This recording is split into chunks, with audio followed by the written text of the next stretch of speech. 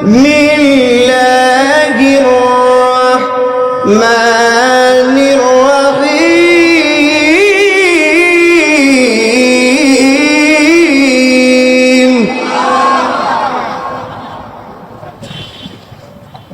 ইয়া আইয়ুহাল্লাযীনা আমানু তাকুল্লাহা ওয়া কুনু মা'আস সাদিকিন।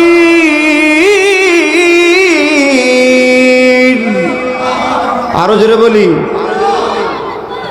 তাহলে আল্লাহর কোরআনের ভিতরে কোনো ভেজাল আছে? নারায়ণগঞ্জের আশিকান জাকিরাত ধর্মপ্রাণ মুমিন মুসলমান বাইরামাত খুবই মনোযোগ দিয়ে শুনে যান। আমার আল্লাহ রাব্বুল আলামিন বলতেছেন, ইয়া আইয়ুহাল্লাযীনা আমানুত্তাকুল্লাহা, হে মুমিনগণ তোমরা ইত্তাকুল্লাহ, আমি আল্লাহ তাআলাকে ভয় করো। কাকে? জোরে বলেন কাকে? আমি আল্লাহ তাআলাকে ভয় করো। ইয়া আইয়ুহাল্লাযীনা আমানুত্তাকুল্লাহা, তোমরা আমি আল্লাহ তাআলাকে ভয় করো যারা মুমিন। মুমিনের ব্যাখ্যা দিলাম। আসবে মুমিন দুই প্রকার। এক নম্বর হলো মুমিনে কামেল, আর দুই নম্বর হলো মুমিনে নাকিস। আল্লাহ রাব্বুল আলামিন সমস্ত মুমিন বান্দা যাদের ভিতরে আল্লাহর নবীর প্রেম আছে, আল্লাহর প্রতি ভয় আছে, তাদেরকে আল্লাহ রাব্বুল আলামিন ইন্টিগ্রেট করে বলতেছেন, তোমরা আমি আল্লাহ তাআলাকে ভয় করো। এবং যারা সত্যবাদী সালিহিনগণ তাদের অনুসরণ, তাদের সাথে তাদের সোহবতে তোমরা চলে যাও, তাদের অন্তর্ভুক্ত তোমরা হয়ে যাও। একসাথে চিৎকার মেরে বলবেন কি মারহাবা। এখনই সত্যবাদী কারা একটু আমাদের চেনার দরকার আছে না নাই? কথা বলেন আছে না নাই? সত্যবাদী ছিলেন চার শ্রেণীর ব্যক্তি। এক নম্বর হলো নবীগণ, দুই নম্বর হলো সিদ্দিকগণ, তিন নম্বর হলো শুহাদায়ে কেরাম, আর চার নম্বর হলো সালেহিনগণ, সাদিকিনগণ। যাদের ভাষায় এই আয়াতের তাফসিরে বলা হয়েছে তারাই হলো আল্লাহর বন্ধু, যাদেরকে বলা হয় ওলি আল্লাহ। চিৎকার মেরে বলবেন কি সুবহানাল্লাহ। নবীদের জামানা আছে? কথা বলেন না কেন? আছে? সাহাবীদের জামানা আছে? তাবেঈদের জামানা আছে? নাই। একটা জামান আল্লাহ খুলে দিলেন। আল্লাহ রাব্বুল আলামিন বলতেছেন, আমি নবুয়তের দরওয়াজা বন্ধ করে দিলাম। আল্লাহ বলতেছেন, খাতামুন নবিয়্যিন লা নবিয়্যা বা'দা, আমি নবুয়তের স্তর বন্ধ করে দিলাম, আমার রাসূল দ্বারা আমি খতম করে দিলাম নবুয়তের স্তর। কিন্তু পাপী তাপী বান্দারা কেমনে আমি আল্লাহর নৈকট্য লাভ করবে, কেমনে আমি আল্লাহর নৈকট্য লাভ করবে, আমি আল্লাহর নিকটবর্তী হবে, আমি আল্লাহর সান্নিধ্য পাবে, এই জন্য আমি একটা জামানা খুললাম। সেই জামানাটা হলো বেলায়েতের জামানা। সুবহানাল্লাহ বলেন। আর একটু জোরে বলেন, কি জামানা? বেলায়েতের জামানায়।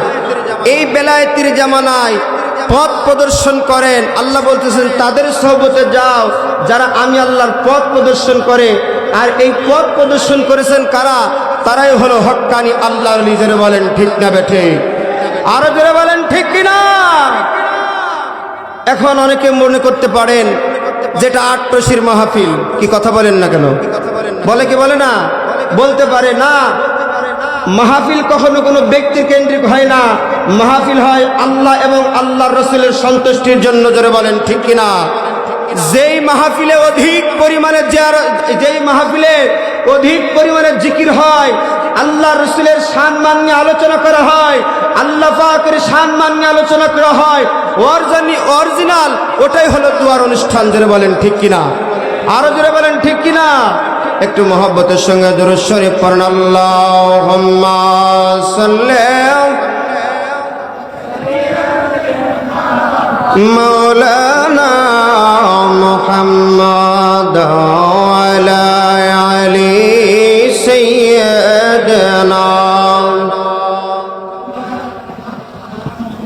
আমার ভাইরা, আমার বন্ধুরা, আমার দিলের কান লাগা শুনবেন।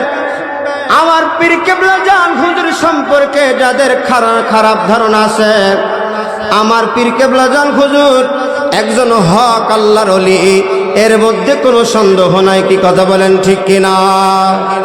যদি আমার পীর কেবলা জান হুজুরকে কেউ ভণ্ড বলতো, কেউ বেদাতি পীর বলতো, আমার বীর পীরের বিরুদ্ধে কেউ যদি ফতোয়া দিত, আমার পীর কেবলা জান হুজুর বাসন ভরে তাবারক দিয়ে সেই দুশ্মনের বাড়িতে পাঠাই দিতেন। কথা বলেন ঠিক না বেঠে?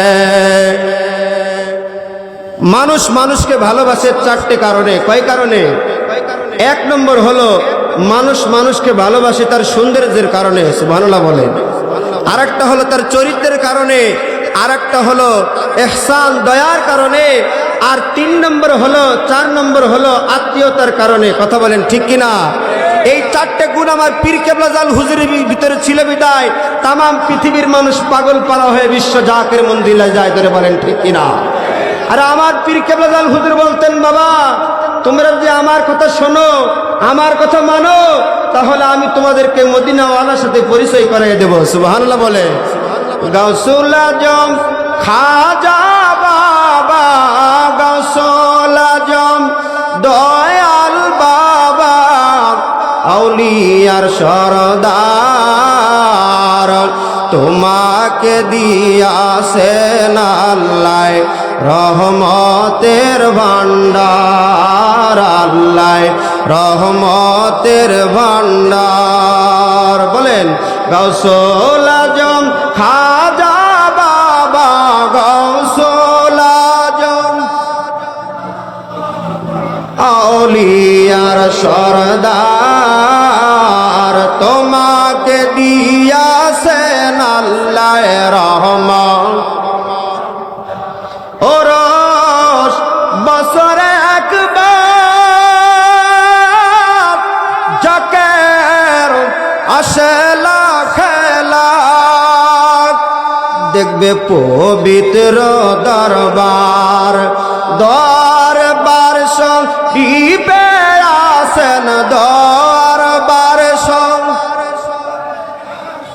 হুজুর কেবলা জান, তোমাকে দিয়াছেন আল্লাহ